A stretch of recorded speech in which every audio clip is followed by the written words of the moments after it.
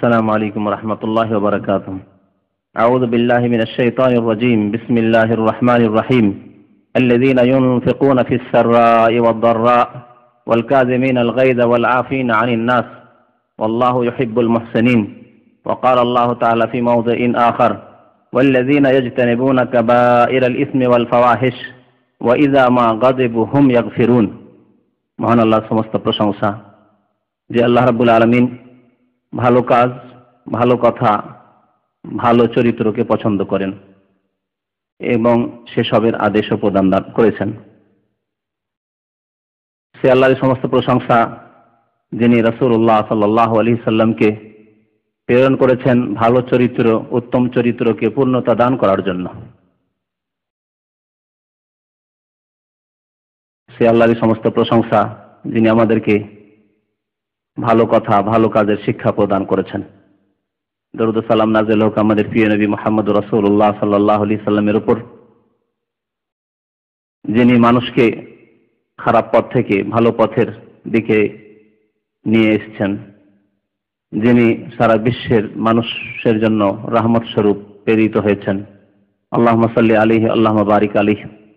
মানুষের মধ্যে কিছু ভালো গুণ আছে যেগুলি প্রশংসনীয়, আর কিছু খারাপ গুণ বা খারাপ চরিত্র রয়েছে যেগুলি নিন্দনীয়, যেগুলি সম্পর্কে আল্লাহ এবং তার রাসূল সাল্লাল্লাহু আলাইহি ওয়াসাল্লাম সতর্ক করেছেন। ভালো কাজের ক্ষেত্রে, ভালো চরিত্রের ক্ষেত্রে, ভালো আচার আচরণের ক্ষেত্রে আল্লাহ এবং তার রাসূল আদেশ করেছেন, উৎসাহিত করেছেন। ভালো গুণ একটি হচ্ছে যে নিজের ক্রোধকে, নিজের রাগকে সংবরণ করা, আর খারাপ চরিত্র হচ্ছে রাগকে না সামলাতে পারা। প্রিয় নবী মুহাম্মদ রাসূলুল্লাহ সাল্লাল্লাহু আলাইহি সাল্লাম উপদেশ দিয়েছেন লা তাগযাব বলে, রাগ করো না, রাগকে সংবরণ করো। আজকের বিষয়বস্তু হচ্ছে এই রাগ সম্পর্কে, ক্রোধ সম্পর্কে, যা মানুষের দিনেরও ক্ষতি করে, দুনিয়ারও ক্ষতি করে। ইহকালেও মানুষ ক্ষতিগ্রস্ত হয় নিজের রাগকে না সামলাতে পারলে, আর দিনের ক্ষেত্রে, ধর্মীয় ক্ষেত্রেও ক্ষতিগ্রস্ত হয়, যার ফলে আখিরাতেও ক্ষতিগ্রস্ত হয়।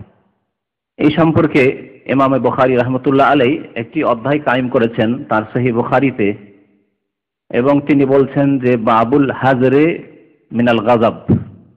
এই অধ্যায় হচ্ছে রাগ থেকে সতর্কীকরণ সম্পর্কে, রাগ থেকে সাবধান করা সম্পর্কে।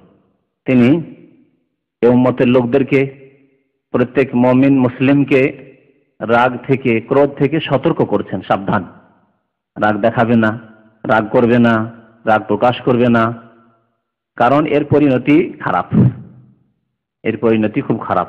আল হাজার মিনাল গাযাব, রাগ থেকে সাবধান। তারপরে তিনি কোরআনে কারীমের দুইটি আয়াত নিয়ে এসেছেন এই রাগ সম্পর্কে, ক্রোধ সম্পর্কে। কোরআনে কারীমের দুইটি আয়াত রয়েছে।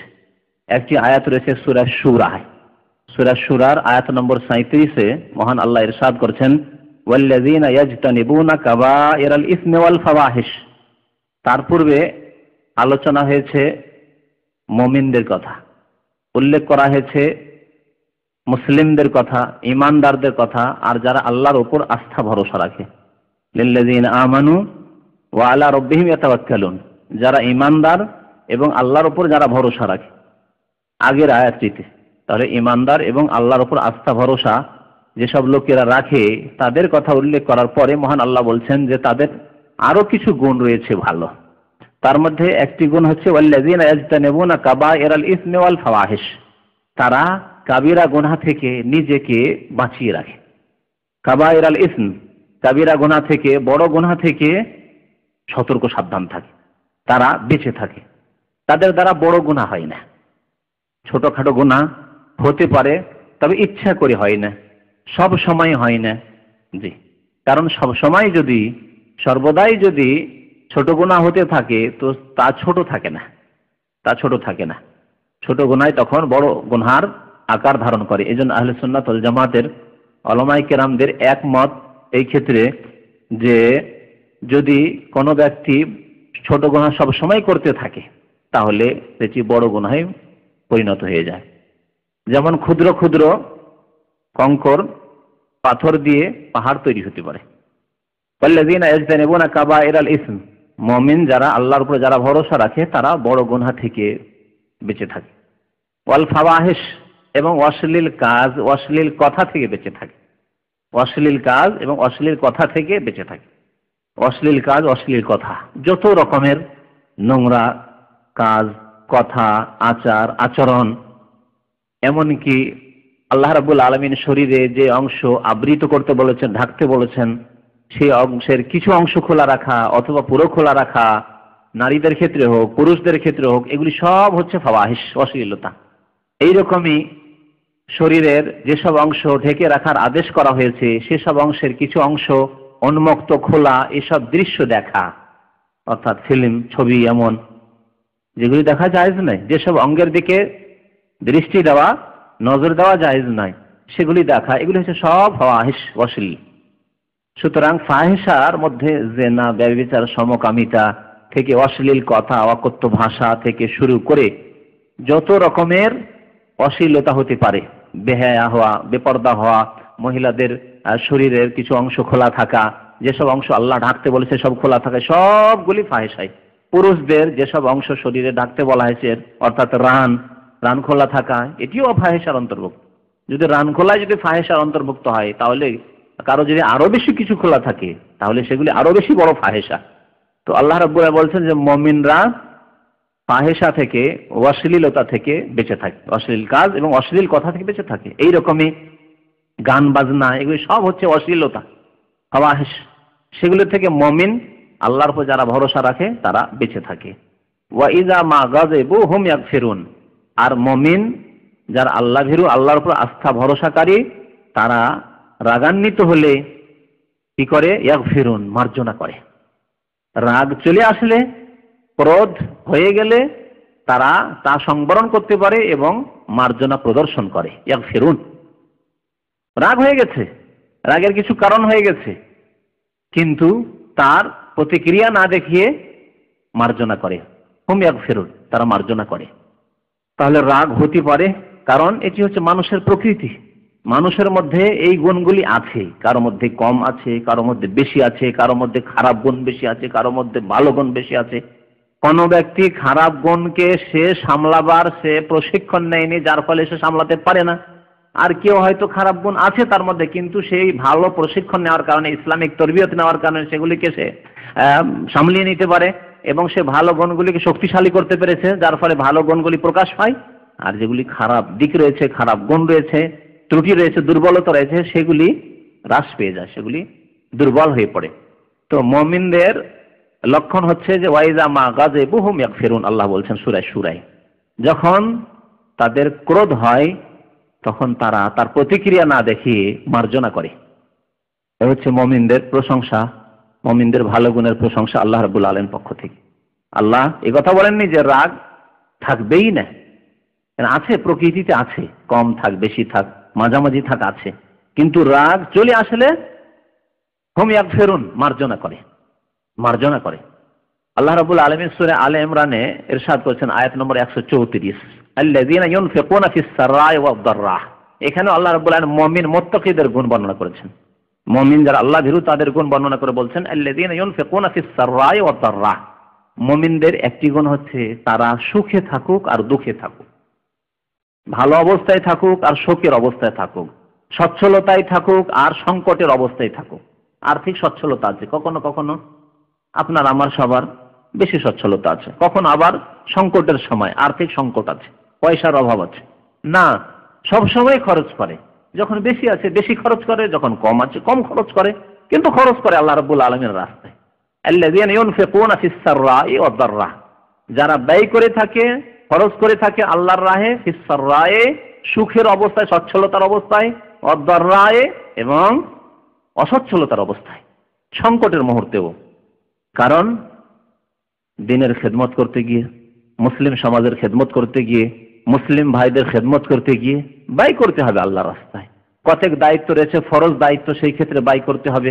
কতক দায়িত্ব রয়েছে মুস্তাহাব দায়িত্ব, যেগুলি ভালো কাজ কিন্তু সেগুলির প্রয়োজন রয়েছে, সুতরাং সেই ক্ষেত্রেও খরচ করতে হবে, ব্যয় করতে হবে। আল্লাযীনা ইউনফিকুনা ফিস সাররাই ওয়াদ দাররা, তারপরে আল্লাহ বলছেন মুমিনদের আরেকটি ভালো গুণ হচ্ছে ওয়াল কাযিমিন আল গাইজা। আরবিতে রাগকে, ক্রোধকে গজব বলা হয় আর গাইজ বলা হয়। আগের আয়াতে আল্লাহ বলছেন ওয়াইজা মা গাযিবু, গজব বলা হয়েছে রাগকে, ক্রোধকে।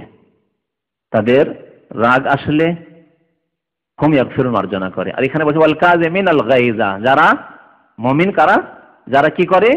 নিজের ক্রোধকে সংবরণ করে, নিজের রাগকে সংবরণ করতে পারে, সামলে নিতে পারে, তারাই হচ্ছে মুমিন। তাহলে মুমিন এই নয় যে ক্রোধ হলে, রাগ হলে একেবারে তার কাপড়ে বাইরে চলে যাবে একবারে, আর একবারে নিজেকে সামলাতে পারবে না, একেবারে এইরকম হবে না, সবসময় নিজেকে সামলিয়ে থাকবে। আল্লাযীনা ইউনফিকুনা ফিস সাররা'i ওয়াদ দাররা'i ওয়াল কাযিমিনাল গায়যা, মুমিনরা নিজের ক্রোধকে সংবরণ করে থাকে। ওয়াল আফিনা আনিন নাস, যদি ক্রোধকে সংবরণ করে তাহলে কি করবে? ওয়াল আফিনা আনিন নাস, লোকজনকে, মানুষকে কি করবে? মার্জনা করবে, মাফ করে দেবে।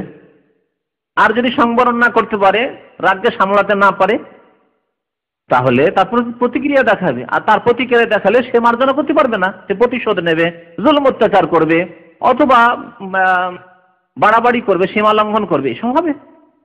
তো আল্লাহ রাব্বুল বলছেন যে ওয়াল কাযিমিনাল গায়যা, তাদের রাগকে তারা সংবরণ করে, আর ওয়াল আফিনা আনিন নাস, লোকজনকে মার্জনা করে। আল্লাহু ইউহিব্বুল মুহসিনিন, আল্লাহ এই রকম সৎকর্মশীলদেরকে ভালোবাসেন। আল্লাহ এই সেই লোকদেরকে মুহসিনিন বলে আখ্যায়িত করলেন, মুহসিন, সৎকর্মশীল, নিষ্ঠাবান, তাদেরকে আল্লাহ ভালোবাসেন। তাহলে মুহসিন কারা, সৎকর্মশীল কারা? এই গুণগুলি, যে গুণগুলি আল্লাহ রাব্বুল আলামিন বর্ণনা করলেন, তার মধ্যে একটি হচ্ছে ওয়াল কাযিমিনাল গায়যা, যারা রাগকে সংবরণ করতে পারে। এই ছিল দুইটি আয়াত কোরআনে কারীমের, যা আপনাদের সামনে পেশ করলাম। নবী করিম সাল্লাল্লাহু আলাইহি সাল্লামের রাগ সামলানো সম্পর্কে বেশ কিছু হাদিস রয়েছে। সহিহ বুখারীতে একটি হাদিস রয়েছে, আবু হুরায়রা রাদিয়াল্লাহু তাআলা আনহু বর্ণনা করছেন যে আন্না রাসূলুল্লাহ সাল্লাল্লাহু আলাইহি ওয়াসাল্লাম قال, নবী করিম সাল্লাল্লাহু আলাইহি ওয়াসাল্লাম ইরশাদ করেছেন, লাইসা শাদীদু বিসসুরআহ, লাইসা শাদীদু বিসসুরআহ, শাদীদ মানে বীর পুরুষ, যারা কুস্তি করে শাদীদ বলা হয়। লাইসা শাদীদু বিসসুরআহ, যদি কেউ কুস্তি করতে গিয়ে কাউকে আছাড় দিয়ে পরাজিত করে তাহলে তাকেই বীর পুরুষ বলা হয় না। বীর পুরুষ ওই ব্যক্তি নয় যে ব্যক্তি কুস্তি করে কাউকে পরাজিত করে, সেই ব্যক্তি বীর পুরুষ নয়। যদিও সাধারণ মানুষরা ওকে বীর পুরুষ মনে করে, বীর পুরুষ মনে করে যে বড়ই শক্তিশালী, বড়ই বাহাদুর মানুষ, বড়ই বীর পুরুষ। তাহলে বীর পুরুষকে ওয়া ইন্নামা শাদীদ আল্লাযী ইয়ামলিকু নাফসাহু ইনদাল গাযাব, সেই ব্যক্তি হচ্ছে বীর পুরুষ, বাহাদুর ব্যক্তি, যেই ব্যক্তি নিজেকে কন্ট্রোল করতে পারে, নিজেকে সামলিয়ে নিতে পারে ইনদাল গাযাব, ক্রোধের অবস্থায়, রাগ হয়ে গেলে নিজেকে সামলিয়ে নিতে পারে, সেই ব্যক্তি হচ্ছে আসল বীর পুরুষ। সেই ব্যক্তি ক্ষতিগ্রস্ত হবে না, না পার্থিব ক্ষেত্রে ক্ষতিগ্রস্ত হবে, না দিনের ক্ষেত্রে, ধর্মীয় ক্ষেত্রে ক্ষতিগ্রস্ত হবে। আর যেই ব্যক্তি নিজেকে সামলাতে পারে না, নিজের ক্রোধকে সামলিয়ে নিতে পারে না, সংবরণ করতে পারে না, হজম করতে পারে না, সেই ব্যক্তি ক্ষতিগ্রস্ত, দুনিয়াতেও ক্ষতিগ্রস্ত আর পরকালেও ক্ষতিগ্রস্ত হবে। ক্ষতিগ্রস্ত হওয়ার কিছু নজির শেষখানে সময় থাকলে কিছু পেশ করব। বেশ ঘটনা রয়েছে, আর আপনার জীবনে বহু ক্ষেত্রে সবচেয়ে বড় যেই কুপরিণতি রয়েছে রাগের, তা হচ্ছে লজ্জিত হওয়া। সবচেয়ে বড় খারাপ পরিণতি যেটা, আর সবচেয়ে হালকা পরিণতি যেটা প্রত্যেকের হয়, যে রাগ যদি সামলাতে না পারেন তাহলে অনুতপ্ত হইতে হবে, লজ্জিত হইতে হবে। রাগটা যখন ঠান্ডা হয়ে যাবে, প্রতিক্রিয়া দেখিয়ে দিলেন রাগ সামলাতে না পেরে, আর রাগটা যখন ঠান্ডা হয়ে গেল তখন অনুতপ্ত, যে হাই কি করলাম, কেন বা এরকম করলাম, কেন বা সামলাতে পারলাম না নিজেকে। অনুতপ্ত হতে হবে, লজ্জিত হইতে হবে। আবু হুরায়রা রাদিয়াল্লাহু তাআলা আনহু আরেকটি হাদিস বর্ণনা করেছেন যে একজন সাহাবী এসে নবী করিম সাল্লাল্লাহু আলাইহি সাল্লামকে জিজ্ঞাসা করলেন যে ইয়া রাসূলুল্লাহ, উপদেশ চাইলেন, বলছে আউসিনি ইয়া রাসূলুল্লাহ, আমাকে ওসিয়ত করুন। হাদিসটি বুখারী শরীফে রয়েছে। আউসিনি ইয়া রাসূলুল্লাহ, আমাকে ওসিয়ত করুন। ওসিয়ত দুই অর্থে ব্যবহার হয়। ওসিয়তের যে আসল অর্থ সেটি হচ্ছে যে ইন্তেকালের পূর্ব মুহূর্তে আত্মীয় স্বজনকে বা অন্য কোনো ব্যক্তিকে ধন সম্পদ সম্পর্কে বা অন্য কোনো কিছু সম্পর্কে কিছু উপদেশ দেওয়া, যে আমার ধন সম্পদ সম্পর্কে এই রকম করবে, আমার বাড়িঘর সম্পর্কে এই এই এই কাজগুলি করবে, অমুক অমুক ব্যক্তি সম্পর্কে এইরকম করবে, এগুলিকে ওসিয়ত বলা হয়। আমার ইন্তেকালের পরে এই কাজগুলি করবে, একে বলা হয় শরীয়তের ভাষায় ওসিয়ত। ধন সম্পদ টাকা পয়সা যদি থাকে, জমি জায়গা থাকে, হ্যাঁ জমি জায়গার 2 বিঘা 4 বিঘা 5 বিঘা জমি অমুক ব্যক্তিকে দিয়ে দিও। তবে এই ওসিয়ত যারা উত্তরাধিকারী ওয়ারেস তাদের ক্ষেত্রে জায়েজ নয়, তারা তো পাবেই, সুতরাং তাদের ক্ষেত্রে ওসিয়ত জায়েজ নয়। নবী করিম সাল্লাল্লাহু আলাইহি সাল্লাম বলেছেন ওসিয়ত কার জন্য? এমন ব্যক্তিকে ওসিয়ত করা যাবে, এমন ব্যক্তির ক্ষেত্রে ওসিয়ত করা যাবে যেই ব্যক্তি আপনার কাছে কিছু পাবে না, আপনার ইন্তেকালের পরে সেই ব্যক্তি বঞ্চিত। বিশেষ করে আমাদের সমাজে যে ওসিয়ত জরুরি হয়ে যায় সেটি হচ্ছে যে যদি দাদা আছে আর তার নাতি আছে, আর ওই নাতির বাবা নেই, হ্যাঁ, তো দাদা যে আছে, ওই নাতির যে দাদা আছে, দাদার ধন সম্পদ কে নেবে? ওই নাতির চাচারা নেবে, বাবা তো নেই, বাবা তো মারা গেছে আগে, চাচারা নিয়ে নেবে। এই নাতি কিন্তু পাবে না, নাতি পাবে না। তাহলে নাতির কি অবস্থা হবে? আর আমাদের দেশে যে জাহিলি সমাজ রয়েছে, মুসলিম সমাজে, যে ধন সম্পদ টাকা পয়সা আয় উপার্জন করে সব বাবার নামে পাঠাও, সব টাকা পয়সা বাবার নামে পাঠাইতে হবে। অধিকাংশ মানুষ এই কাজই করেন, আপনারা করেন না? যাদের বাবা বেঁচে আছে টাকা পয়সা সব বাবার কাছে পাঠাচ্ছে। কার কাছে পাঠাচ্ছে? বাবার কাছে পাঠাচ্ছে। বাবা কি করছে? সবার জন্য সমান সমান জমি কিনছে, সমান সমান সম্পদ করছে। 5 ভাই অনেকে আছে সেখানে ফুটানি করছে, বসে ফোটাচ্ছে শুধু, তার কোনো কাজ নেই, 1 পয়সা তার আয় উপার্জন নেই। আপনার টাকা যাচ্ছে আর বসে বসে খাচ্ছে আর বাজারে ঘুরছে, আর সমান সমান জমি জায়গা আপনার বাবা তার নামে করে দিচ্ছে। করছে না? করছে না? জি, এই অন ইসলামিক সমাজ আমাদের সমাজে রয়েছে। হঠাৎ করে আল্লাহ না করে যে ব্যক্তি সৌদি আরবে আয় উপার্জন করছিল আর সব টাকা পয়সা তার পাঠানো, জমি জায়গা সম্পদ যা কিছু হয়েছে তার টাকা পয়সা পাঠানো। বাবা করেছে নিজের নামে, নিজের নামে করেছে, অথবা সব ভাইয়ের নামে করেছে, নিজের নামে ধরে নেন যে আমার নামে থাক, আমি মুরব্বী, আমি বাড়ির মালিক, গার্জেন, আমার নামে থাক, বাবার নামে করেছে। এই ব্যক্তি মারা গেল, কিন্তু 2-4টা ছেলে মেয়ে আছে তার। এখন কি অবস্থা? কিছুই করে জানি ছেলে মেয়েদের না, নিজের নামে কিছুই নেই, ছেলে মেয়েদের নামে কিছু নেই, সব বাবার নামে করেছে। আল্লাহ রাব্বুল আলামিন নীতিমালা হচ্ছে যে নিকটবর্তী থাকলে দূরবর্তী ব্যক্তি পাবে না। আর ধন সম্পদ আপনি নিজের নামে রাখেননি, সব কিছু বাবাকে দিয়ে দিয়েছেন, বাবা নিজের নামে করেছে, সুতরাং বাবার নিকটবর্তী তোমার ছেলেরা, নাতিরা নয়। ছেলেরা যখন আছে তো নাতি পাবে না। জি, এইভাবে আপনি জুলম অত্যাচার করলেন এই নাতিদের ওপর। এই ক্ষেত্রে বা হয়তো আপনি পাঠাননি, যেটা পাঠালেন এটা তো ন্যায্য হক, এই ছেলেদেরই হক ছিল, যেগুলি আপনি জুলম অত্যাচার করে শুধু বাবার কাছে পাঠিয়ে দিয়েছেন, কিন্তু কিছু পাঠালেন না, তবুও তো তাদের কিছু পাওয়ার হক রয়েছে। এই ক্ষেত্রে ওসিয়তের রাস্তা আল্লাহ রেখেছেন, যাতে করে এই নাতিরা অসহায় না হয়ে যায়, এরা একেবারে কিছুই পেল না এমনটা না হয়। তাই আল্লাহ রাব্বুল আলামিন ওসিয়ত করতে বলেন, মিন বাদি ওয়াসিয়াতি ইউসুনা বিহা আও দাইন।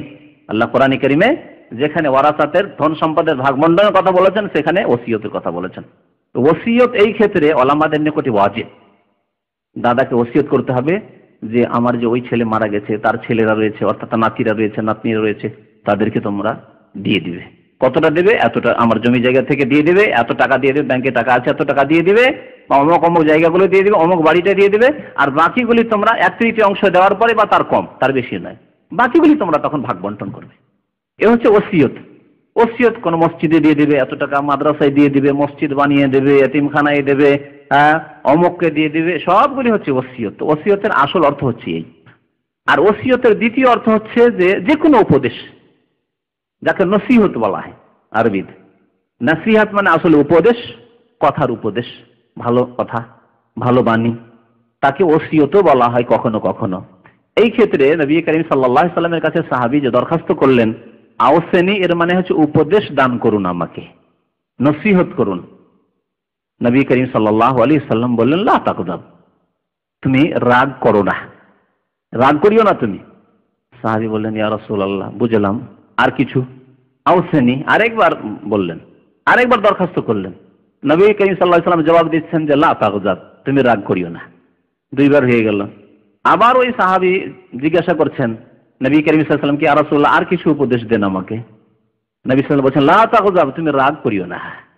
3 বার করে ফারাদ্দাদা যালিকা মিরারান, বারবার করে সেই সাহাবী দরখাস্ত করছিলেন যে আমাকে উপদেশ দেন ইয়া রাসূলুল্লাহ, আর বারবার নবী করিম সাল্লাল্লাহু আলাইহি ওয়াসাল্লাম বলছিলেন লা তাকযাব, লা তাকযাব, লা তাকযাব। নবী করিম সাল্লাল্লাহু আলাইহি ওয়াসাল্লাম যখন কাউকে উপদেশ দিতেন বা কোনো সময় কোনো কথা বলতেন, লোকজনের সামনে একজন হোক অথবা একাধিক লোক হোক, তখন লোকজনের খেয়াল রাখতেন যে কি ধরনের কথা তাদের বলার প্রয়োজন রয়েছে, কি রকমের ব্যাধি রয়েছে, ত্রুটি রয়েছে, দুর্বলতা রয়েছে, সেই দুর্বলতা সারাতে হবে, সেই ত্রুটি সারাইতে হবে, কি রকমের উপদেশের প্রয়োজন রয়েছে তার খেয়াল রাখতেন। যখন একজন ব্যক্তিকে দেখতেন যে এই ব্যক্তির রাগ বেশি, তখন তার জন্য এই উপদেশ প্রযোজ্য যে লা তাগজাব, তুমি রাগ করিও না। একজন দ্বীনের খাদেমকে এই খেয়াল রাখতে হবে, আপনি দ্বীনের খেদমত করবেন, আপনি মানুষকে সৎ উপদেশ দেবেন, খেয়াল রাখবেন যে এর কোন কোন ক্ষেত্রে দুর্বলতা আছে, সেই ক্ষেত্রে আপনাকে গুরুত্ব দিতে হবে, সেই ক্ষেত্রে আপনার উপদেশকে বেশি করতে হবে। আপনি এমন সমাজে যাচ্ছেন যে সমাজে শিরক বিদআত বেশি আছে, নামাজে ত্রুটি নেই মাশাআল্লাহ, নামাজ তো 17 রাকাত ফরজ পড়ে, 17 রাকাত ফরজ পড়ে দিন রাতে, তারপরে সুন্নাতে রাতে বা পড়ে, বেতর পড়ে, ইশরাক পড়ে, দোহা পড়ে, নফল পড়ে, এমনকি এশার নামাজ 17 রাকাত পড়ে, পড়ে না? এমন পরিবারে গিয়েছেন আপনি যেখানে দেখছেন এশার নামাজ 17 রাকাত তারা শুধু পড়ে, আল্লাহ দিনে রাতে 5 ওয়াক্তে 17 রাকাত ফরজ করলে এশাতেই শুধু 17 রাকাত পড়ে, নামাজে ত্রুটি নেই। তাহলে তাদের বাড়িতে গিয়ে যদি উপদেশ দিতে গিয়ে যদি কিছু কথা বললেন, দাওয়াত দিয়েছে, খাওয়া দাওয়া করলেন, তারপরে বলছে কিছু উপদেশ দেন, আপনি মুরব্বী মানুষ, দেখেন নামাজটার খেয়াল রাখবেন, ভালো করে নামাজটার খেয়াল রাখবেন, তাহলে আপনার উপদেশ এত প্রয়োজন ছিল না, ভালোই উপদেশ দিলেন, বরং অত্যন্ত গুরুত্বপূর্ণ উপদেশ, কিন্তু প্রয়োজন ছিল না এখানে, এই রোগ নেই। জি, আপনি দিনের দাওয়াতি কাজ যখন করছেন তখন আপনি একজন চিকিৎসক, যখন আপনি মানুষকে দিনের উপদেশ দিচ্ছেন তখন আপনি এখন চিকিৎসক, সুতরাং আপনাকে খেয়াল রাখতে রোগ কেমন আছে। সেই বাড়িতে ঢুকে আছে বিদআত, শিরক, ওরসে যাওয়া, মাজারে যাওয়া, খাসি মোরগ জবাই করা, আল্লাহ ছাড়া অন্যের জন্য মান্নত করা, বহু বিদআত আর শিরক ঢুকে আছে। জি, তাহলে আপনাকে ওই সব ক্ষেত্রে নসিহত করতে হবে, উপদেশ দিতে হবে। তাবিজ বাঁধা আছে, আর তাবিজের কথা বলছেন না আপনি যে তাবিজ করা শিরক, হ্যাঁ, জি, এইরকম করলে হবে না। তো যেই রোগগুলি দেখবেন সেই রকমের আপনি উপদেশ দেবেন। যদি রোগ দেখেন আপনি এক রকমের আর দেন নসিহত অন্য রকমের, তাহলে আপনি জ্ঞানী হলেন না এই ক্ষেত্রে, দিনের ক্ষেত্রে, মানুষের সংশোধনের ক্ষেত্রে। তো খেয়াল রাখতে হবে। নবী করিম সাল্লাল্লাহু আলাইহি ওয়াসাল্লাম এরকমই খেয়াল রাখতেন, যেই ব্যক্তিকে দেখতেন যে এর মধ্যে এরকমের রোগ রয়েছে, এরকমের ত্রুটি রয়েছে, তখন তাকে সেই রকমের উপদেশ দিতেন। নবী করিম সাল্লাল্লাহু আলাইহি ওয়াসাল্লাম এই ব্যক্তিকে বারবার করে বলেন লা তাগজাব, এই জন্য যে নবী করিম সাল্লাল্লাহু আলাইহি ওয়াসাল্লাম ওহীর মাধ্যমে হোক আর তার সাথে চলাফেরার ক্ষেত্রে হোক, লোকজনের মাধ্যমে নবী সাল্লাল্লাহু আলাইহি ওয়াসাল্লামের কাছে খবর পৌঁছুক না কেন যে এই ব্যক্তির রাগ খুব বেশি, তাই নবী করিম সাল্লাল্লাহু আলাইহি ওয়াসাল্লাম বারবার তাকে তাকিদ করেন লা তাগজাব, লা তাগজাব, রাগ করিও না। সাহেল ইবনে মুআয রাদিয়াল্লাহু তাআলা তার পিতা থেকে বর্ণনা করেছেন আন্না রাসূলুল্লাহ সাল্লাল্লাহু আলাইহি ওয়াসাল্লাম قال, নবী করিম সাল্লাল্লাহু আলাইহি ওয়াসাল্লাম রাগ সংবরণের ফজিলত সম্পর্কে বলেছেন, যে ব্যক্তি রাগকে সংবরণ করবে, সামলে নিবে নিজেকে রাগের ক্ষেত্রে, তার ফজিলত কি। তিরমিজি এবং আবু দাউদের হাদিস, মান কাযামা গায়জান, যে ব্যক্তি নিজের রাগকে সামলিয়ে নিল, ওয়া হুয়া কাদিরুন আলা আন ইউনাফিযা, অথচ সেই ব্যক্তি তার রাগের প্রতিক্রিয়া দেখাবার জন্য সক্ষম ছিল, রাগ উঠেছিল আর ইচ্ছা করলে সে যা ইচ্ছা তাই করতে পারত, যার উপরে সে রাগান্বিত হয়েছিল তাকে মারধর করতে পারত, তাকে শাস্তি দিতে পারত, যা ইচ্ছা তাই করে নিতে পারত সে। ওয়া হুয়া কাদিরুন আলা আন ইউনাফিযা, রাগ উঠেছে স্ত্রীর ওপর আর তার ক্ষমতা আছে যে স্ত্রীকে তালাক দিয়ে এক্ষুনি বিদায় করে দেবো, নতুন আজকে আমি বিয়ে করে নিতে পারবো। ওয়া হুয়া কাদিরুন আলা ইউনাফিযা, এইরকম ক্ষমতা আছে, ক্ষমতা আছে, এমন নয় যে ক্ষমতা নেই, চাপের মুখে আছে। এই শ্বশুরের চাপ এত বেশি আছে, তালাক দিয়ে যাবো কোথায়, টিকতে তো হবে এলাকায়, এরকম ভয়ও আছে অনেক লোকের যে তালাক দিয়ে উপায় নেই, এখানে আর বসবাস করতে পারছি না। তারপরে বাংলাদেশে মহিলা নেতৃত্ব, এই এক ভয় যে তালাক দিয়ে স্ত্রী দেশে থাকতে দিবে না, হ্যাঁ, প্রশাসন দেশে থাকতে দিবে না, যদি নারী নির্যাতন কেস দিয়ে দেয় তো বাপরে বাপ, হ্যাঁ, অবস্থা খারাপ হয়ে যাবে, সেই ভয়ে তালাক দিব না। তাহলে সে তার রাগের প্রতিক্রিয়া দেখাতে পারছে না, সেই জন্য রাগ করছে না, শুনে থেকে যাচ্ছে, হ্যাঁ, অন্যায় দেখেও থেকে যাচ্ছে, হ্যাঁ, তাই না? না, এরকম না, তার রাগ উঠেছে আর ইচ্ছা যদি করে যে আমি রাগের প্রতিক্রিয়া দেখাবো, আমি যা ইচ্ছা তা করতে পারবো, আমি আর প্রতিশোধ নিতে পারবে সে, তারপরও সে সামলে নিল। ওয়াইজা মা গাযিবু ইয়াগফিরুন, আল্লাহ বলছেন মুমিন কারা, যারা রাগ যদি আসে তাহলে মার্জনা করে দেয়, মাফ করে দেয়। আল্লাহ মাফ করা পছন্দ করেন, আল্লাহ মাফ করেন, আল্লাহ মার্জনা করেন, সুতরাং আপনিও মার্জনা করুন। ওয়াহুয়া কাদিরুন আলা আন ইউনাফিযাহ, তারপরেও সেই ব্যক্তি রাগের প্রতিক্রিয়া দেখালো না, প্রতিশোধ নিল না, বাড়াবাড়ি করলো না, সীমা লঙ্ঘন করলো না, শাস্তি দিল না। উচিত শাস্তি হয়তো তার শাস্তি ছিল, হয়তো আপনি বাড়াবাড়ি করছেন না, যতটা সে অপরাধ করেছে তারই শাস্তি দিতে চাইছেন আপনি, না শাস্তি দিলেন না। কিন্তু এই ক্ষেত্রে একটি কথা মনে রাখবেন, এটি আপনার ব্যক্তি জীবনের ক্ষেত্রে যদি হয়, তাহলে আপনার এই রাগের ব্যাপারটি যদি ব্যক্তি জীবনের ক্ষেত্রে হয়, তাহলে আপনার ব্যক্তি স্বার্থ রয়েছে ওখানে, আপনি সেই ক্ষেত্রে আপনার রাগকে সামলে নেবেন এবং তার প্রতিক্রিয়া দেখাবেন না। কিন্তু যদি স্বার্থ থাকে, ধর্মীয় স্বার্থ দুটোতে পার্থক্য আছে। দিনই স্বার্থে যদি কোনো রাগ হয়ে থাকে, তাহলে তার বাস্তবায়ন অবশ্যই করতে হবে, তার প্রতিক্রিয়া অবশ্যই হতে হবে। আর যদি নিজের ব্যক্তি স্বার্থ থাকে, তাহলে না, সেখানে মার্জনা করতে হবে, সেখানে রাগকে সংবরণ করতে হবে। নবী করিম সাল্লাল্লাহু আলাইহি ওয়াসাল্লাম যখন কোনো পাপের কথা শুনতেন, যে ওই ব্যক্তি অমুক পাপ করেছে, গুনাহ করা, অন্যায় কাজ করা, কার হক? এটি নবীর হকের ক্ষেত্রে না আল্লাহর হকের ক্ষেত্রে? একজন অন্যায় কাজ করলো, তাহলে কার হক নষ্ট করলো? আল্লাহর হক নষ্ট করলো, নবীর হক নষ্ট করেনি, আল্লাহ রাব্বুল আলামিনের হক নষ্ট করলো। সুতরাং সেই ক্ষেত্রে, বিশেষ করে হদের ক্ষেত্রে, শরীয়তি দণ্ডবিধির ক্ষেত্রে, যদি নবী করিম সাল্লাল্লাহু আলাইহি ওয়াসাল্লামের কাছে কোনো সংবাদ পৌঁছে গেছে, সাক্ষী প্রমাণ দ্বারা প্রমাণিত হয়ে গেছে যে অমুক ব্যক্তি অন্যায় করেছে, সেই ক্ষেত্রে মার্জনা করে দিয়েছেন না, রাগান্বিত হয়েছেন এবং রাগে তার চেহারায় মোবারক লাল হয়ে গেছে এবং তিনি কি করেছেন? হদ কায়েম করেছেন, শরীয়তের দণ্ডবিধি কায়েম করেছেন। ঘটনা একটি স্মরণ করিয়ে দিই একবার। ফাতেমা নামক এক কুরাইশি মহিলা, সহিহ বুখারীতে এই হাদিস রয়েছে, ফাতেমা নামক এক কুরাইশি মহিলা চুরি করেছিল, একাধিকবার চুরি করেছে, হালকা ছোট ছোট চুরি করেছে, একবার বড় চুরি করেছে। এত বড় জিনিস চুরি করেছে যাতে চোরের হাত কাটা ফরজ হয়ে যায়। আল্লাহ কোরআনে কেন বলেছেন, ওয়াসসারিকু ওয়াসসারিকাতু ফাকতাউ আইদিয়াহুমা, চোর পুরুষ অথবা চোর নারী যদি তারা চুরি করে, ফাকতাউ আইদিয়াহুমা, তাদের হাত কেটে নাও, জাযাআম বিমা কাসাবা লাকালাম মিনাল্লাহ, এটি হচ্ছে তাদের কৃতকার্যের প্রতিদান বা শাস্তি, নাকালাম মিনাল্লাহ, আল্লাহর পক্ষ থেকেই শাস্তি। নবী করিম সাল্লাল্লাহু আলাইহি ওয়াসাল্লামের কাছে যখন প্রমাণ হয়ে গেল যে সে ফাতেমা নামক কুরাইশ বংশ, সম্মানিত বংশ, জাহিলিয়াতের যুগ থেকে সম্মানিত বংশ, এক, দুই নম্বর নবী করিম সাল্লাল্লাহু আলাইহি ওয়াসাল্লামের আপন বংশের লোক, তারা নবীর বংশ, আরবের মধ্যে সবচেয়ে শ্রেষ্ঠ বংশ কুরাইশ বংশ। নবী করিম সাল্লাল্লাহু আলাইহি ওয়াসাল্লাম হুকুম দিলেন যে এই ফাতেমা যে চুরি করেছে তার হাত কেটে নেওয়া হোক। কুরাইশের যারা নেতৃস্থানীয় লোক, তারা দেখলো যে কেমন ব্যাপার হলো, আমাদের মুখ তো কালো হয়ে যাবে, কুরাইশ বংশের এক মহিলার হাত কাটা হচ্ছে, আর সবাই জানবে যে কুরাইশ বংশের এক মহিলা চুরি করেছে আর তার হাত কাটা হয়েছে, আমাদের জন্য খুব লজ্জাকর ব্যাপার, আর তার হাতটা চলে যাবে। এক কাজ করা যাক, নবী করিম সাল্লাল্লাহু আলাইহি সাল্লামের কাছে সুপারিশ করা যাক। কিন্তু কারো সাহস হচ্ছে না, যারা ওই রকম গণ্যমান্য ব্যক্তি, তাদের কারো সাহস হচ্ছে না যে নবী করিম সাল্লাল্লাহু আলাইহি সাল্লামের কাছে গিয়ে সুপারিশ করবো, শাফাআত করবো, ইয়া রাসূলুল্লাহ একবার মাফ করে দেন। কল্পনা জল্পনা করে, পরামর্শ করে সিদ্ধান্ত নিল যে নবী করিম সাল্লাল্লাহু আলাইহি সাল্লাম উসামা বিন যায়েদ রাদিয়াল্লাহু তাআলা আনহুমাকে খুব ভালোবাসেন। নবী করিম সাল্লাল্লাহু আলাইহি সাল্লাম জাহেলি যুগে নিজের সন্তান বানিয়েছিলেন যায়েদ ইবনে হারিসা রাদিয়াল্লাহু তাআলা আনহুকে।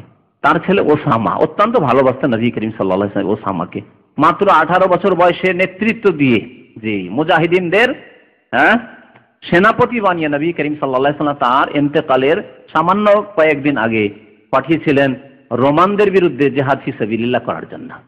আর এই 18 বছরের যুবকের নেতৃত্বে তার অধীনে আবু বকর রাদিয়াল্লাহু তাআলা ছিলেন, ওমর রাদিয়াল্লাহু তাআলা ছিলেন, সাহাবায়ে কেরাম আশরে মুবাশশারা ছিলেন, জি, যাতে করে মানুষের অহংকার চূর্ণ বিচূর্ণ হয়ে যায়, খান খান হয়ে যায়, অহংকার না থাকে মনে। কারণ বড়দের অহংকার থাকতে পারে, আরে সামান্য এই 18 বছরের ছেলের কথা শুনবো, তার আনুগত্য করব, তার নেতৃত্ব মানব, এ মুসলিমদের মধ্যে জাহিলি যুগের এই কুচরিত্র যাতে না থাকে। আল্লাহর পক্ষ থেকে ফয়সালা হয়ে গেছে, রাসূলের পক্ষ থেকে ফয়সালা হয়েছে যে 18 বছরের যুবক তোমাদের আমির, তোমাদের সেনাপতি, তার আনুগত্য করতে হবে। তিনি বলবেন ওঠো ওঠো, বসো বসো, চলো সামনে বাড়ো বাড়ো, পিছনে সরো সরতে হবে। নবী করিম সাল্লাল্লাহু আলাইহি ওয়াসাল্লাম এই আদেশ দিয়ে পাঠিয়ে দিলেন এই সেনাবাহিনীর দল জোরফ নামক স্থানে, এখন মদিনার একটি অংশ জোরফ, মাত্র মসজিদ নববী থেকে 8 থেকে 10 কিলোমিটার হবে না, জোরফ শহরের মধ্যে পড়ে গেছে। জোরফে যখন পৌঁছিলেন তারা, নবী সাল্লাল্লাহু আলাইহি ওয়াসাল্লাম ইন্তেকালের খবর চলে গেল, তখন তারা থেমে গেলেন যে জানাজাটা শেষ করে কে খলিফা হচ্ছেন তা দেখে স্থির হয়ে যাচ্ছে অবস্থা, তখন আমরা যাব, যা আদেশ হয় তখন যাব। তো ওসামাকে তারা নির্বাচিত করলো যে ওসামাকে পাঠায়, ছোট ছেলে গিয়ে বলবে হালকা বয়সের, যদি নবী করিম সাল্লাল্লাহু আলাইহি ওয়াসাল্লাম অপছন্দ করেন তো তেমন কিছু বেশি কিছু বলবেন না, আর যদি মানার হয় নবী সাল্লাল্লাহু আলাইহি ওয়াসাল্লামের কাছে এটাকে, তাহলে নবী সাল্লাল্লাহু আলাইহি ওয়াসাল্লাম যেহেতু ওসামাকে অত্যন্ত ভালোবাসেন তার কথা ফেলে দেবেন না, মেনে নেবেন। এই আশা নিয়ে ওসামাকে তারা পাঠিয়ে দিল, যাও আল্লাহর নবী সাল্লাল্লাহু আলাইহি ওয়াসাল্লামকে গিয়ে তুমি বলো যে ইয়া রাসূলুল্লাহ, কুরাইশ বংশেরই তো মহিলা, আর ভুল করেছে, মাফ করে দিন, এবারের মতো তার হাত যেন না কাটা হয়। কারণ বংশের লোকেরা খুব লজ্জিত যে আমাদের বংশের এক মহিলার হাত কাটা হবে। ওসামা রাদিয়াল্লাহু তাআলা আনহু যুবক ছেলে বলছেন, ইয়া রাসূলুল্লাহ, এই মেয়েটিকে ছেড়ে দেন, এর হাত কাটিয়েন না। নবী করিম সাল্লাল্লাহু আলাইহি সাল্লাম কি আয়াতের উপর আমল করলেন, ওয়াইজা মা গাযিবু ইয়াগফিরুন, হ্যাঁ, রাগ হলে ক্রোধ হলে কি করে দিতে হয়, মার্জনা করে দিতে হবে। হ্যাঁ, কারণ এটি নিজের ব্যক্তি স্বার্থের ব্যাপার নয়, নিজের ঘরের ব্যাপার নয়, নিজের টাকা পয়সার ব্যাপার নয়, নিজের ধন সম্পত্তির ব্যাপার নয়, নিজের সাথে এর কোনো সম্পর্ক নেই। এর সম্পর্ক হচ্ছে দ্বীনের সাথে, ইসলামের সাথে, এর সম্পর্ক হচ্ছে আল্লাহর সাথে, আল্লাহর বিধানের সাথে। সুতরাং সাথে সাথেই নবী করিম সাল্লাল্লাহু আলাইহি সাল্লাম বললেন, হে ওসামা, আতাশফা ফি হাদ্দিন মিন হুদুদিল্লাহ, তুমি আল্লাহর হুদুদের ক্ষেত্রে, আল্লাহর দণ্ডবিধির ক্ষেত্রে তুমি সুপারিশ করতে এসেছো? ওয়াল্লাহি, আল্লাহর কসম করে বলছি, লাউ আন্না ফাতিমা বিনতা মুহাম্মাদিন সারাকাত লাকাতাতু ইয়াদাহা, যদি মুহাম্মদ সাল্লাল্লাহু আলাইহি সাল্লামের মেয়ে ফাতেমাও চুরি করতো তাহলে তারও আমি হাত এখন কেটে নিতাম। এই ক্ষেত্রে আমার ইখতিয়ার নেই, এই ক্ষেত্রে কোনো সমঝোতা নেই, এই ক্ষেত্রে মার্জনা নেই, রাগ সংবরণ করা এই ক্ষেত্রে নেই, কারণ এখানে আপনার ইখতিয়ার নাই। আপনি রাগান্বিত হয়েছেন কার জন্য? আল্লাহর জন্য, আল্লাহর দ্বীনের জন্য, আপনার ব্যক্তি স্বার্থের জন্য না।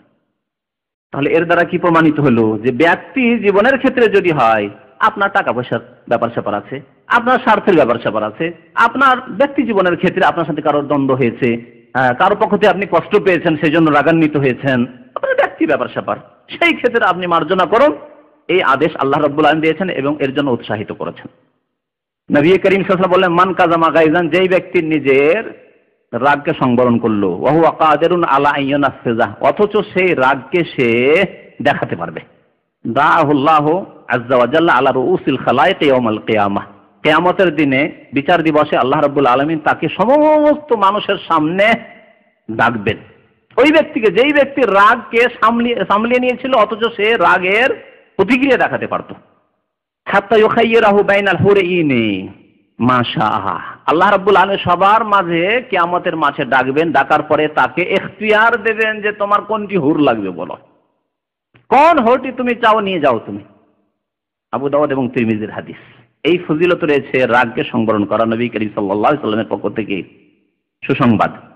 রাগ যদি কারো উঠে যায়, রাগ যদি আসে মনে, তাহলে কি করতে হবে?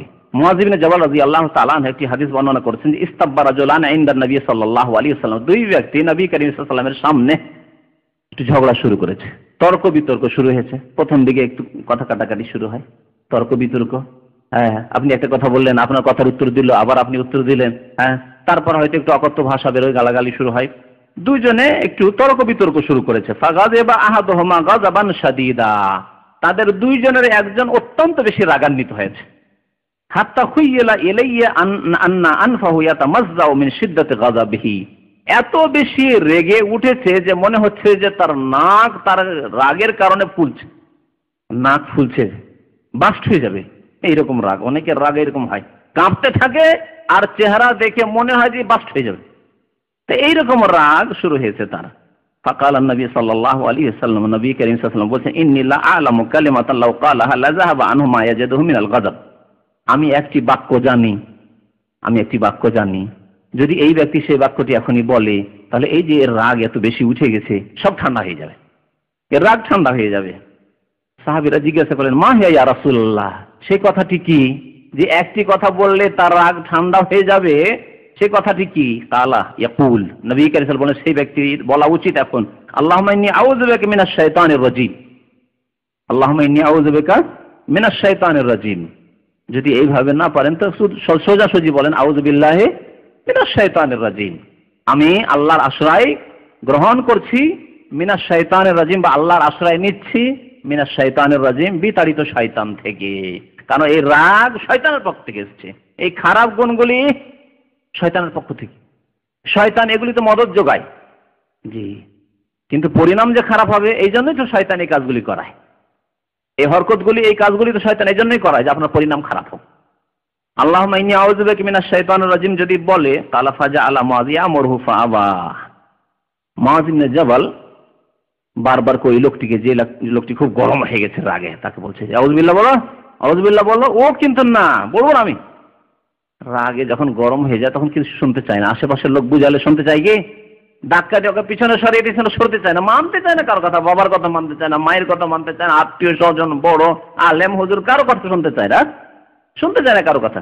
তো একে মুআয ইবনে জাবাল রাদিয়াল্লাহু তাআলা বলছেন যে তুমি আউযু বিল্লাহি মিনাশ শাইতানির রাজিম পড়ো। নবী করিম সাল্লাল্লাহু আলাইহি ওয়াসাল্লাম বললেন এই কথা যে তুমি এটি পড়লে তোমার এই রাগ দূরে সরে যাবে। ওয়াজাআলা ইয়াজদাদু গাযবান, কোনো মতেই সে মানতে চায় না, শুনতেও চায় না। তাহলে দেখেন শয়তান মানুষকে ক্ষতিগ্রস্ত করার জন্য কত চেষ্টা করে। আপনাকে আউযু বিল্লাহি মিনাশ শাইতানির রাজিমও বলতে দিচ্ছে না, না বলবো না আমি। তখন যদি আপনি শয়তানকে সুযোগ না দিতে চান তাহলে আউযু বিল্লাহি মিনাশ শাইতানির সাথে সাথে বলতে হবে।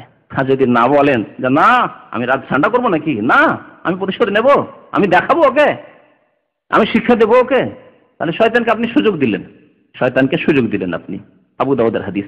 আবু যার রাদিয়াল্লাহু তাআলা আনহু আরেকটি হাদিস বর্ণনা করছেন যে যদি কারো রাগ উঠে যায়, যদি ক্রোধ আসে, তাহলে তাকে কি করা উচিত। দোয়ার ক্ষেত্রে জানলেন যে আউযু বিল্লাহি মিনাশ শাইতানির রাজিম বলবেন। আর আপনার অবস্থান কেমন হওয়া উচিত এ সম্পর্কে আবু যার রাদিয়াল্লাহু তাআলা বর্ণনা করেছেন যে নবী করিম সাল্লাল্লাহু আলাইহি ওয়াসাল্লাম বলছেন, আন্না রাসূলুল্লাহ সাল্লাল্লাহু আলাইহি ওয়াসাল্লাম ক্বালা লানা ইযা গাযিবা আহাদুকুম ওয়া হুয়া কায়িমুন, তোমাদের কারো যদি রাগ উঠে যায়, বেশি খুব গরম হয়ে গেছেন আর দাঁড়িয়ে আছেন ওই অবস্থায়, ফালিয়াজলিস, তাহলে বসে যান, বসে যান। তাহলে ফাইন যাহাবা আনহুল গাযাব, বসে গেলেন তখন রাগটা ঠান্ডা হয়ে গেল, তো ভালো কথা, রাগ ঠান্ডা হয়ে গেল। যদি তাও না হয় ওয়া ইল্লা ফালইয়াজতাজি, তাহলে আপনি শুয়ে যান। রাগ ঠান্ডাই হতে চায় না, তাহলে কি করবেন? শুয়ে যান। আপনি শুয়ে গেলে কি লড়াই করতে পারবেন? হ্যাঁ, দাঁড়িয়েছিলেন বসে গেলেন, তাহলে তো লড়াই হয়তো হবে না। আর তারপরে যদি বসে যাওয়ার পরে শুয়ে যান, তাহলে কি আর লড়াই হওয়ার সম্ভাবনা আছে? না, সম্ভাবনা নেই। জি, ঠান্ডা হয়ে যাবে। অনেক সময় রাগ মানুষের বেশি উঠে গেলে হার্টফেল করে মারা যায়। এখানে কয়েক বছর আগে ঘটনাটি হঠাৎ মনে পড়ে গেল, সেজন্য এখনই বলে দিই। হয়তো শেষ দিকে বলতাম কিন্তু এখনই বলে দিই। এই শিকতে এক ঘটনা ঘটেছিল। এক পাকিস্তানি ওই 91 জেলে বক্তব্য করতে গিয়ে সে পাকিস্তানের সাথে দেখা হয়। জিজ্ঞেস করলাম, বেশ দাঁড়িয়ে আছে আর নামাজি লোক, দার্সে প্রত্যেক সপ্তাহে যায়, তো দার্সে আসে।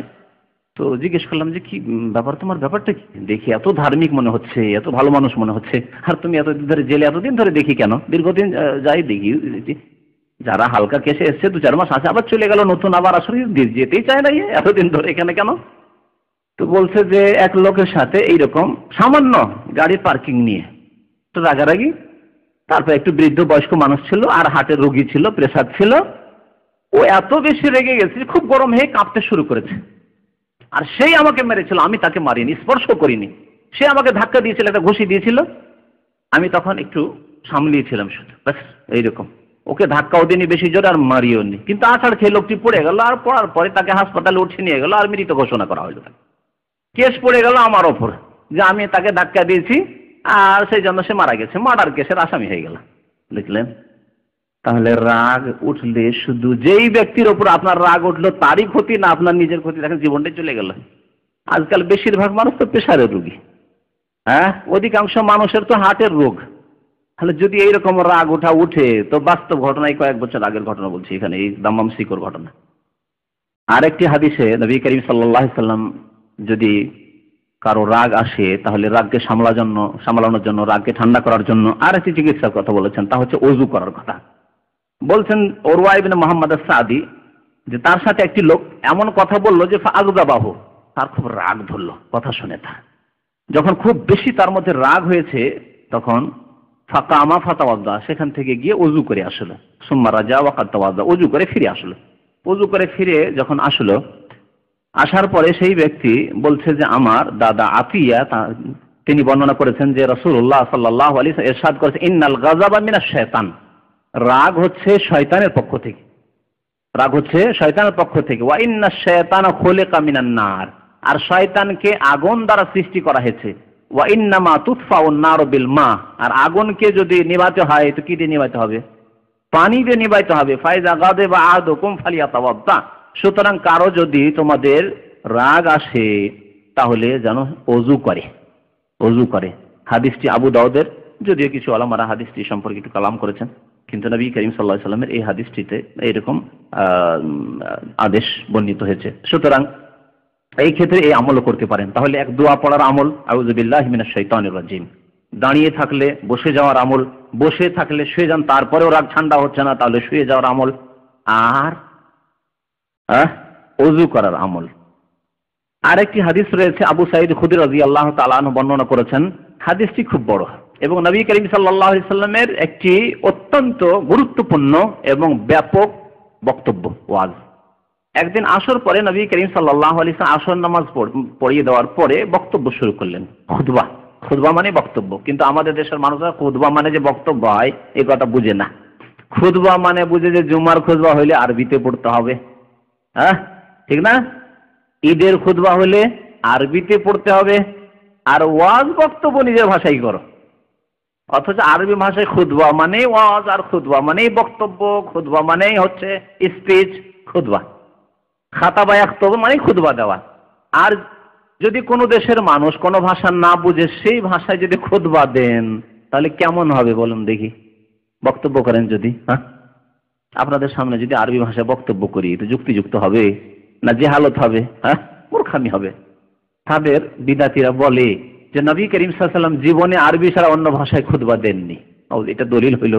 তাই নবী করিম সাল্লাল্লাহু আলাইহি ওয়াসাল্লামকে উর্দু শিখতে হইতো, তাহলে নবী সাল্লাল্লাহু আলাইহি ওয়াসাল্লামকে বাংলা তাহলে শিখতে হইতো, সংস্কৃত শিখতে হতো, সেই যুগের পুরনো ভাষা, হ্যাঁ ভারতের লোককে সম্বোধন করার জন্য। তারপর নবী সাল্লাল্লাহু আলাইহি ওয়াসাল্লাম কোথায় গিয়েছেন? ভারতে গিয়েছেন, উর্দু ভাষীদের সামনে গিয়েছেন, সংস্কৃত ভাষীদের সামনে গিয়েছেন, বাংলা ভাষীদের সামনে গিয়েছেন। আর গেলেও একজন আরব যদি বাংলা ভাষীদের সামনে যায় তো কোন ভাষায় তিনি বক্তব্য করবেন? বাইতুল মুকাররমে যদি কাবা শরীফের ইমাম যান তো তাকে বলবেন যে থাকুন এখানে, আপনি 5 স্টার হোটেলে থাকেন আর কিছুদিন বাংলাটা শেখেন আমাদের দেশের ভাষা, তারপরে আপনি এখানে বাইতুল মুকাররমে খুতবা দেন, বলবেন নাকি? না তিনি আরবিতে খুতবা দেবেন? তিনি আরবিতে খুতবা দেবেন। সাহাবায়ে কেরাম যেখানে গিয়েছেন সেখানে তাদের মাতৃভাষায় আরবি, তারা সেই ভাষায় খুতবা দিয়েছেন। কিন্তু আমি আপনি যারা বিভিন্ন ভাষা জানি, যেখানে যাব সেখানকার ভাষায় বক্তব্য দেব, যদি সেখানকার ভাষা বুঝি তাহলে। সুতরাং যেখানে ইংরেজি ভাষাভাষীরা রয়েছে সেখানে ইংরেজি ভাষায় খুতবা হবে, যাতে করে লোকেরা বুঝে।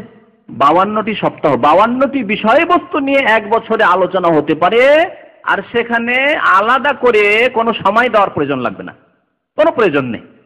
প্রত্যেক মানুষ, এমনকি বেনামাজি ফাসিক, সপ্তাহে শুধু খ্রিস্টানদের মতো, খ্রিস্টান রবিবারে গির্জায় যায়, খ্রিস্টানদের মতো জুমা পড়া মুসলমান, তারাও এসে এই 52টা বিষয়বস্তু সম্পর্কে দিন শিখতে পারবে। এক বছরে যদি 52টা বিষয়বস্তু সম্পর্কে জানতে পারে তাহলে 5 বছরে কতটুকু দিনের জ্ঞান হাসিল করতে পারে চিন্তা করুন।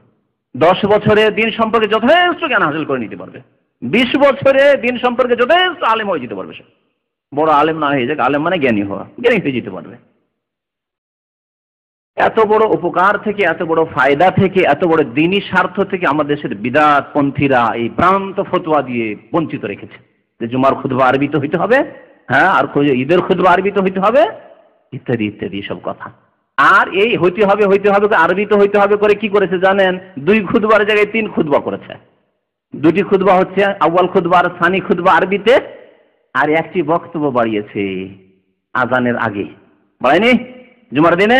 তাহলে 3টা হলে কি হলো না? একটা বক্তব্য করে বাংলা ভাষায় বাঙালিদের খতিব, আর উর্দু ভাষায় উর্দুদের খতিব, আর তার সাথে তারপরে যখন আজান হলো দ্বিতীয় আজান, আর আজানের পরে তখন ছোট ছোট করে 5 মিনিটের 2টো করে খুতবা। আর সেই খুতবাগুলি 100, 150, 200 বছর আগে থেকে লেখা আছে, একই রকমের গদবানা খুতবা লেখা আছে, তাতে কোনো রদবদল নেই।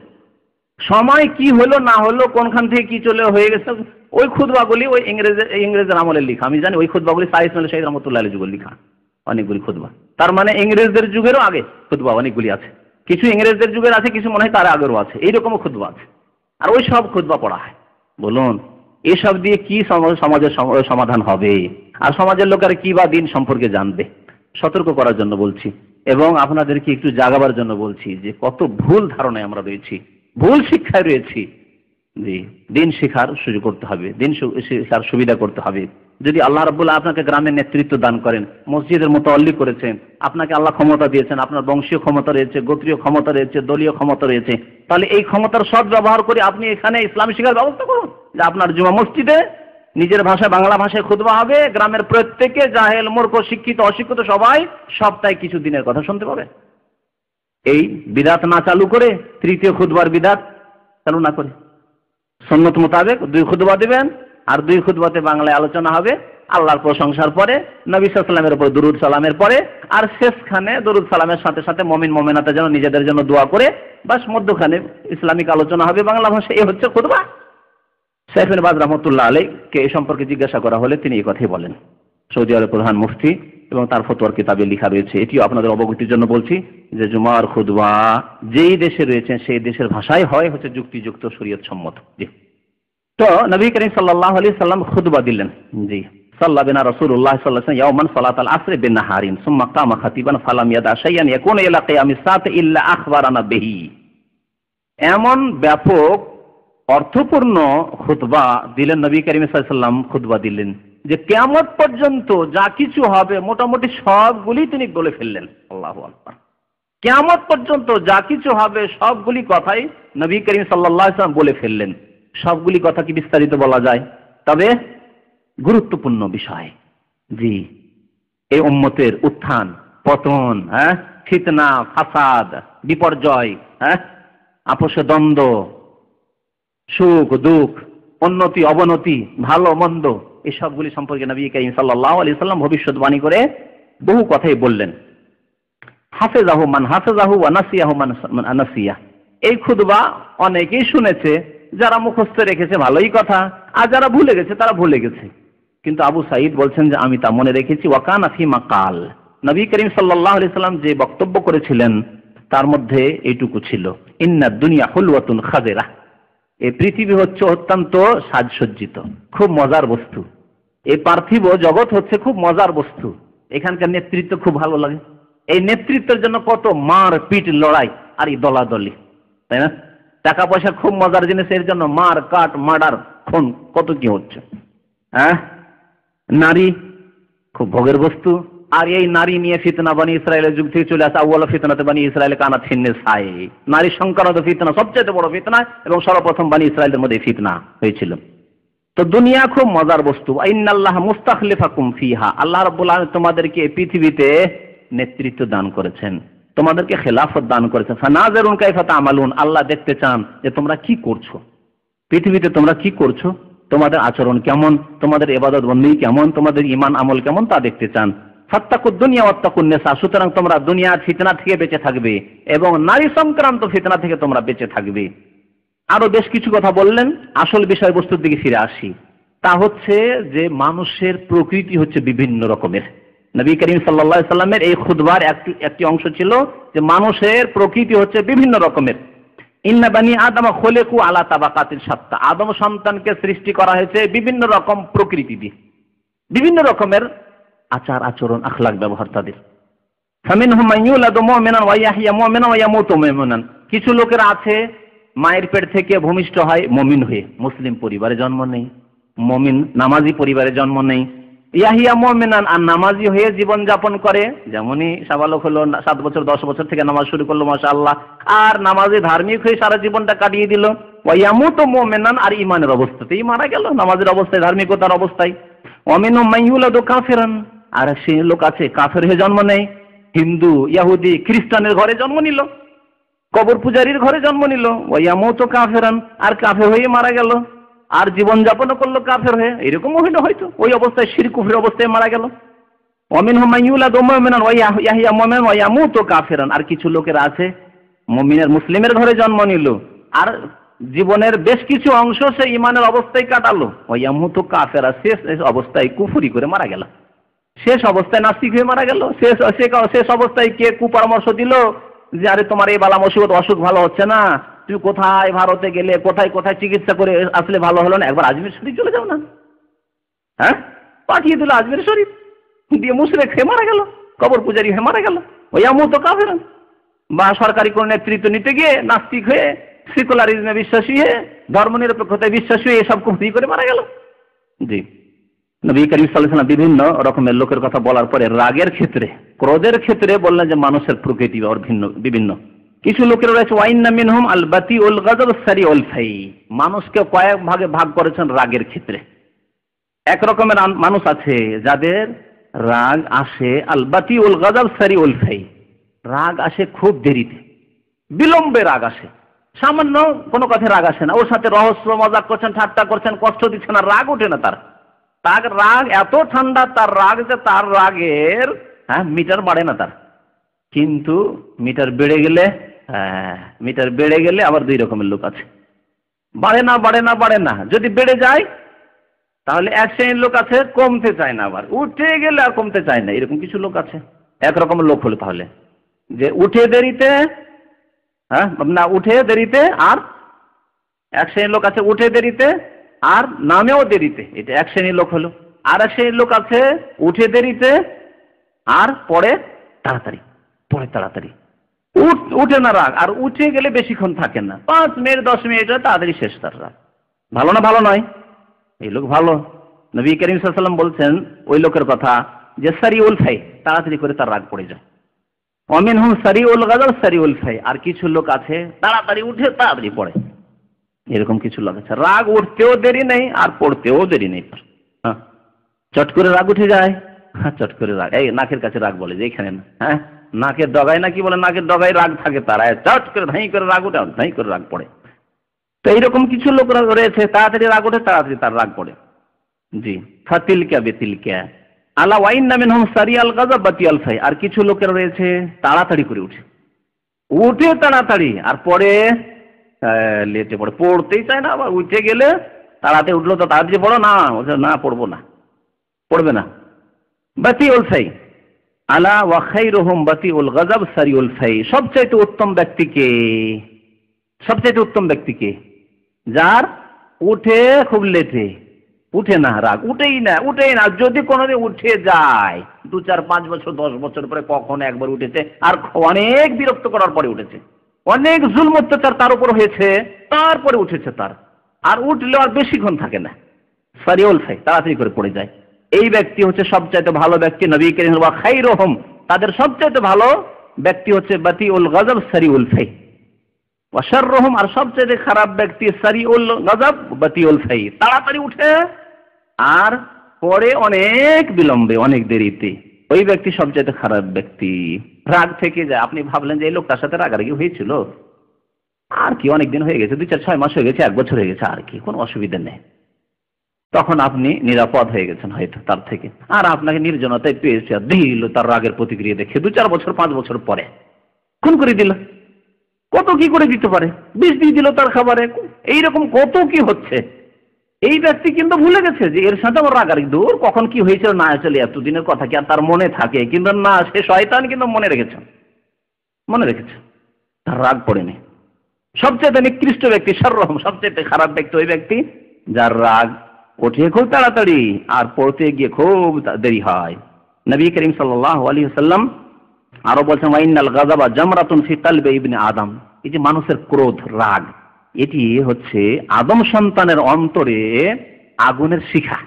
জামরা ফি কুলুবি বনি আদম, আদম সন্তানের অন্তরে, কলবে, এটি হচ্ছে আগুনের শিখা, আগুন দাউ দাউ করে জ্বলতে থাকে। আমার আয়াতু মিলা হুমরাতি আইনাইহি ওয়া ইনতিফাক আওদাজিহি ফামান আহাসসা বিশাইয়্যিন মিন যালিকা ফালইয়ালসাক বিল আরদি। তোমরা দেখো নাকি কোন ব্যক্তি যখন খুব বেশি রাগান্বিত হয়ে যায় তখন দেখবে যে তার চক্ষুগুলি লাল হয়ে গেছে। দেখেছেন খুব রাগের মানুষকে চোখ খুব লাল হয়ে যায়। আর ওয়ান্তিফাক আওদাজিহি, তার যে এই যে শিরা উপশিরা রয়েছে খুব ফুলে উঠেছে, একবারে রাগে ফুলে উঠেছে। এরকম দেখনি কোনো মানুষ, কেন? ভিতরে তার দাও দাও করে আগুন জ্বলছে, অগ্নিশিখা, যার বহিঃপ্রকাশ ঘটছে তার চেহারা, তার চোখের মধ্যে। সুতরাং ফামান আহাসসা বিশাইয়্যিন মিন যালিকা, তোমাদের কেউ যদি এইরকম অনুভব করে যে আমার খুব রাগ হয়ে গেছে, আর রাগ আমি বরদাস্ত করতে পারছি না, ফালিয়ালসাক বিল আরজি, সে যেন জমিনে শুয়ে যায়, জমিনে মাটিতে শুয়ে যায়। নবী করিম সাল্লাল্লাহু আলাইহি সাল্লামের এই মূল্যবান বাণী ছিল মানুষের রাগ সম্পর্কে, রাগের কুফলাফল। রাগের কুফলাফল এর আগে বলেছি যে কমের পক্ষে কি অনুতপ্ত হওয়া, একজনের সাথে রাগারাগি হয়ে গেল, রাগটা সামান্য ব্যাপার ছিল, একটু ঠাট্টা মজাক করেছিল, যদি যখনই থেমে নিতেন তাহলে কোনো কিছুই হতো না। আপনি উত্তর না করতেন, একটা খারাপ কথা বলেছিল, উত্তর না করে চুপ করে যদি তার দিকে তাকালেন না, অন্য দিকে আপনি রাস্তা ধরে নিলেন, তাহলে কোনো কিছুই হতো না। পরে দেখা হলে সালাম আলাইকুম, ওয়ালাইকুম সালাম, কেমন আছেন, ভালো আছেন, শেষ হয়ে যেত। কিন্তু একটু রাগারাগি করে নিয়ে এমন খারাপ হয়ে গেল সম্পর্ক যে তারপরে লজ্জা বোধ হচ্ছে যে এই লোকটির সাথে আমি এই খারাপ আচরণ করেছি, এই লোকটিকে এইরকম খারাপ কথা বলে দিয়েছি, আমি এই লোকটির সাথে এই বদ আচরণ করে ফেলেছি, আমার দ্বারা এরকম বেয়াদবি হয়ে গেছে, অনুতপ্ত, লজ্জিত। আর এর চাইতে বেশি যত আপনি চিন্তা করতে পারেন তা হতে পারে রাগের পরিণতি। গত সপ্তাহের কথা বলছি, একটি জায়গায় ছিলাম এক আলোচনায়, তো এক শেখ মসজিদের ইমাম বলছেন যে একটি খুনের ঘটনা ঘটেছে মাত্র 10 রিয়ালের জন্য, মাত্র 10 রিয়ালের জন্য, 10 রিয়াল নিয়ে দ্বন্দ্ব, এই 10টি রিয়ালের জন্য খুনের ঘটনা ঘটেছে রাগারাগি করে। আর আমার চোখে দেখা 2টি ঘটনা বলছি, কাতিফ জেলের ঘটনা বলছি। একজন মাত্র 1500 রিয়াল পেত তার মালিকের কাছে, আপন মালিক নয় কিন্তু তার কাছে অস্থায়ীভাবে কিছুদিন কাজ করেছিল, 2-3 মাস কাজ করেছিল, মাত্র 1500-1600 টাকা বাকি ছিল। টাকাটা চাইলো, এই 2 মাস 3 মাস হয়ে যাচ্ছে, টাকা দিচ্ছে না, এই দিচ্ছি, এবার দিব না, মাফি, টাকা দেবো না। তারপরে তার সাথে একটু হিল্লা করা বুঝেন তো না, যে ঠিক আছে তুমি এক কাজ করো, আমাকে একটু মাজরায় পৌঁছে দাও, আমার সাদিক আছে, খাওয়া দাওয়ার টাকা পয়সা নেই, তো আমার সাদিকের কাছে, বন্ধুর কাছে পৌঁছে দাও, কিন্তু তাকে মারবে সেই জন্য। যখন একটু লোকজনের চোখের আড়ালে নিয়ে গেছে, একটু মাজরার দিকে নিয়ে গেছে, নিয়ে যাওয়ার পরে বলছে এই টাকা দে, চাকু একটা পকেটে বেঁধে নিয়ে গেছে। আর ওর গাড়িতে বেঁচে যে তোমার কাছে গাড়ি আছে, আমার কাছে গাড়ি নেই, ওই মালিককে বলছে যার কাছে 1500 টাকা পাবে। নিয়ে যাওয়ার পর বলছে যে টাকা দে, বলছে না মাফি বলুস, টাকা দেবো না, টাকা দেবে না। চাকুটা বের করেছে, এই চাকু নিয়ে কাড়াকাড়ি শুরু করেছে। তাকে কাড়াকাড়ি করতে করতে একেবারে পেটে ঢুকিয়ে দিয়েছে, পেটে ঢুকিয়ে দিয়ে বেরিয়ে চলে আসছিল, সেই সময় তাকে ধরে ফেলেছে। তখন তাকে আরো ফেলে দিয়ে মেরে সোজা একবারে ছাগল জবাই করে দিয়েছে। জবাই করে দিয়ে একদিন মাজায় লুকিয়ে থেকেছে, ধরা পড়ে গেছে। এখানে এইরকম অপরাধ করে ধরা পড়ে যায়, আলহামদুলিল্লাহ ধরা পড়ে গেল। সেই ব্যক্তি, আমি কাতিফ জেলে যখন বক্তব্য করতে যেতাম, প্রায় 90% পাগল হয়ে গেছে। মাঝে মাঝে একটু করে কথা বুঝতো, মনে হচ্ছে বুঝছে আর কিছু কথা বলছে, আর মাঝে মাঝে পাগলামি কথাবার্তা বলতো। আর কয়েকবার কোর্টে তাকে নিয়ে আসা হয়েছে, তখন সেখানে অনুবাদে গেছি কাতিফ কোর্টে, সেখানে দেখি কথাবার্তা কাজী জিজ্ঞেস করতে বলে, একবার করে সোজা করে বলে, একবার পাগলের মতো কথাবার্তা বলে। কাজী আমাকে বললো, যে বলেন মাত্র 1500 রিয়ালের জন্য তুমি যদি ছেড়ে দিতে 1500, আল্লাহ পাক হয়তো কোন দিক থেকে তোমার কত রিয়াল আল্লাহ দিয়ে দিত, হায়াত তোমার বেড়ে যেত। মাফ করার ক্ষেত্রে যে যাকে খুন করেছে, মারাই গেছে সেই লোকটি, তার আত্মীয় স্বজনরা এসেছে, তারকে বলা হয়েছে মাফ করে দেয়। গরিব কোথা থেকে, না 2 লাখ রিয়াল দেবো, 2 লাখ রিয়াল নেবো, তাহলে মাফ করবো। 2 লাখ রিয়াল কোথায়, 10,000 রিয়াল তার কাছে, 2 লাখ রিয়াল পাবে কোথায়, তাহলে তোমার মাফ করবো? যে না, আমরা মাফ করবো, কে শাস্তি চাই? এখন পর্যন্ত খুনের শাস্তি হয়তো হয়নি, হবে মনে হয়। এই একটি ঘটনা বলছি, এখনো এই ঘটনাটি ঝুলন্ত অবস্থায় আছে। আল্লাহ যেন আমাদেরকে নেক আমলের তৌফিক দান করেন, ভালো চরিত্রগুলিকে উন্নতি দানের যেন তৌফিক দান করেন, খারাপ চরিত্র থেকে আমাদেরকে বেঁচে থাকার যেন তৌফিক দান করেন। আল্লাহ রাব্বুল আলামিন আমাদেরকে যেন চরিত্রবান হওয়ার তৌফিক দান করেন। আল্লাহ রাব্বুল আমাদেরকে সৎ আমলের যেন তৌফিক দান করেন। আল্লাহ রাব্বুল যেন দুনিয়াতে আমাদেরকে সুখী করেন, আল্লাহ যেন আখিরাতেও সুখী করেন। রব্বানা আতিনা ফিদ দুনিয়া হাসানাহ ওয়া ফিল আখিরাতি হাসানাহ ওয়া কিনা আযাবান নার। ওয়া সাল্লাল্লাহু আলা